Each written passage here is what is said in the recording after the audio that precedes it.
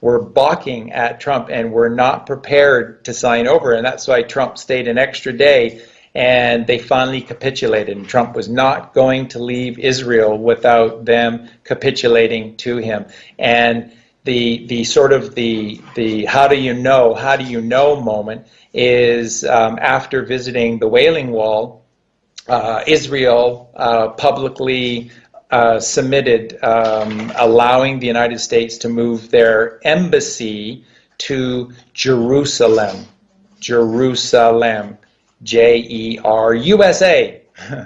LEM, to move the embassy to Jerusalem with our military, with the Americans' military protection. So this is symbolic. It is a symbolic act to show who has the power, even in the Holy Land, with the Jews and with these Zionists who are in charge of the sacred truth about the Jewish heritage and tradition. That's why it was done. It was only done for one reason, just to be a symbolic act to show those who had eyes to see it that Trump had now taken down Israel. They submitted.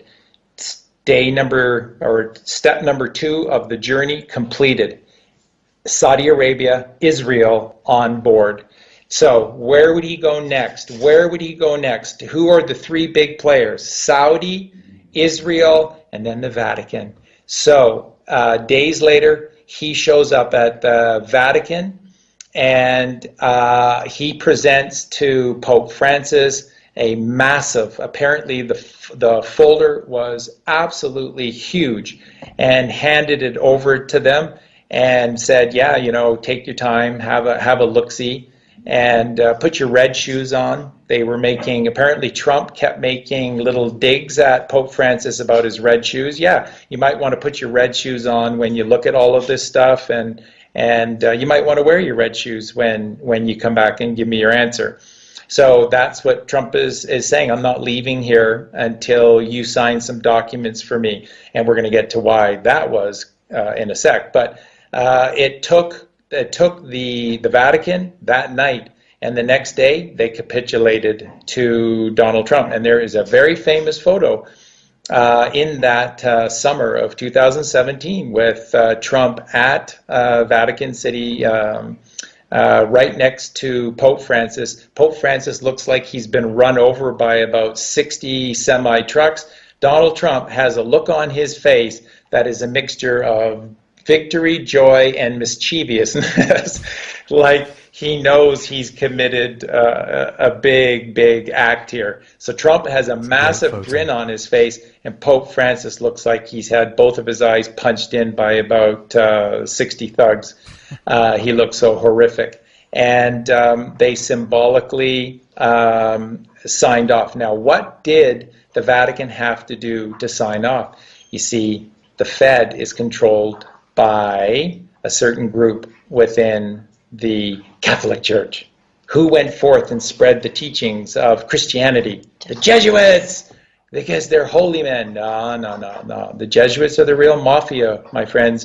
Every little group of mafia in every single town around or across this vast earth, every little mafia pays homage to this particular group in the Catholic Church. They are in charge. They are the true mafia, and they were in control of the Fed. So Trump did not leave until Pope Francis issued a papal bull announcing that by a certain date, the Vatican Bank, which was in charge of was the head executor, the exchequer of all of the earth-wide Federal Reserve banking systems in each country, would be handed over to one Donald J. Trump. Donald J. Trump is not, Mark, just the executor, the exchequer of the U.S. Treasury and therefore the Fed within the United States. He is the exchequer for Earth. He is the exchequer for the treasuries for every single country on Earth. That's what I told you earlier. No human being in history has ever been more powerful, owned more things, or richer Then Donald Trump. Charlie, Yeah. let me ask you where this leaves the Rothschilds, because this is what we hear about the Rothschild family. They are said to be in control of the central banks in every country around the world. So where are they left in all this? Brilliant, brilliant question. Because at this meeting, that just cut the legs off at the knees of the Rothschilds in London. So London was the financial arm of all of this. Washington was the military arm. Rome was the central brain, the core. They call it the spirit, but it's not. It's sort of the central brain of this unholy trinity of power.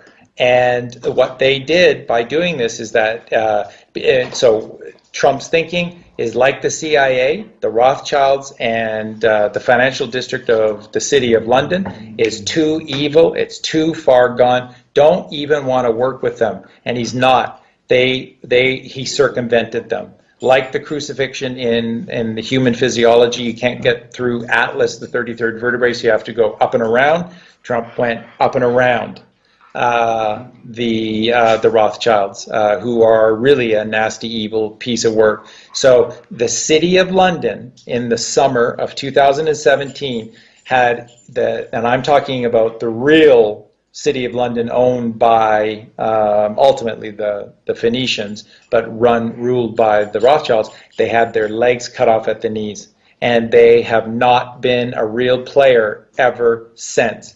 Ever since, Mark, they have not been a real player. All of their power was cut off, and they have been forced to do some really humbling things over the last 18 months, in particular, by POTUS. So you want to know about the Rothschilds?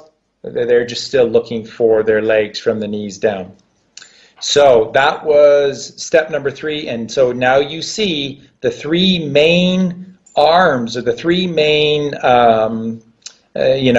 geometrical pillars of the pyramid, this evil, unholy pyramid, have now all been controlled. Saudi Arabia, Israel, and the Vatican and that's where his first 3 stops. Now, when Trump left Rome, he flew directly to Brussels, and you all know the 2 big players that are in Brussels. You have this European Parliamentary for the EU, and then you also have NATO that just happens to be in Brussels as well. And Trump called the meeting. They were all there, all of the political heads, along with their finance ministers. And then all of the behind-the-scenes individual players were all there for this. And Trump apparently, very famously, he called everyone together for this meeting, and then he purposely came late, and he made them just sweat it out. He made these pieces of dung in Brussels sweat it out because they didn't know quite what to think and what was coming. So Trump makes them wait. He walks in late. He throws this big folder on the table, and he said, "We have it all.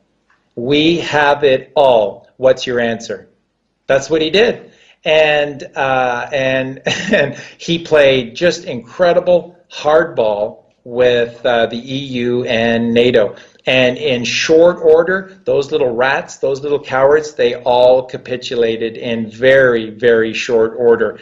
And there was a whole bunch of things that occurred in the following days from there, including the EU backing down on Brexit, and NATO having to, step up and basically pay for the bulk, and all of these different nations instead of the United States having to fund all of them. It's not like that's a big deal in terms of saving money or anything. No, it's symbolic. It's symbolic. You're going to pay for NATO from now on. We're not, because I'm in charge. I'm the boss, says Donald Trump, and you do what I tell you to do. So when the photo op came for this famous meeting in Brussels, Trump again came late. And so all the film crews are there, and all the cameramen are there, and all these heads of both the EU and NATO are there, and they're all under bright lights, and they've got their fancy suits on, and they're all sweating like crazy, and Trump is making them all wait, and he walks in late, and he does not acknowledge any of them, and he's kind of whistling when he comes in and stuff like this, and then he just shows to everyone who was there that he was in charge of the meeting. He disseminated the information to the press. He said what was going down. He showed them. He came in late, and then he left. And he owns the EU and NATO. And that's it, folks. That's why they've done everything they've done ever since. Now, in October of 2017,